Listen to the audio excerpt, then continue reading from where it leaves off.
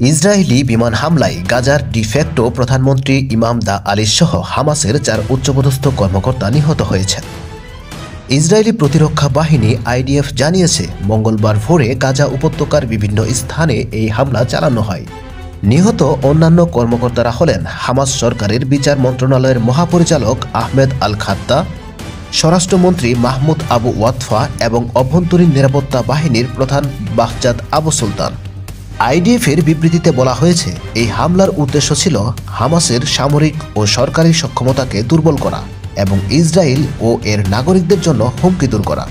গাজা উপত্যকায় এই হামলায় 4 শতাধিক ফিলিস্তিনি নিহত হয়েছেন, যাদের মধ্যে অনেকেই নারী এবং শিশু রয়েছে। গাজার স্বাস্থ্য মন্ত্রণালয়ের তথ্য অনুযায়ী এই হামলায় 5 শতাধিক মানুষ আহত হয়েছেন। ইসরায়েলি প্রধানমন্ত্রী বেনিয়ামিন নেতানিয়াহু হুঁশিয়ারি দিয়েছেন যে এই হামলা কেবল শুরু এবং হামাস তাদের জিম্মিদের যদি মুক্ত না করে তাহলে এ ধরনের হামলা অব্যাহত থাকবে বলে তিনি জানিয়েছেন। এদিকে জাতিসংঘ মহাসচিব আন্তোনিও গুতেরেস গাজায় ইসরায়েলি বিমান হামলায় বিস্মিত ও ক্ষুব্ধ প্রতিক্রিয়া জানিয়েছেন। এই পরিস্থিতিতে আন্তর্জাতিক সম্প্রদায়ের মধ্যে উদ্বেগ বৃদ্ধি পেয়েছে এবং গাজা উপত্যকার মানবিক পরিস্থিতি নিয়ে নতুন করে আলোচনার সৃষ্টি হয়েছে।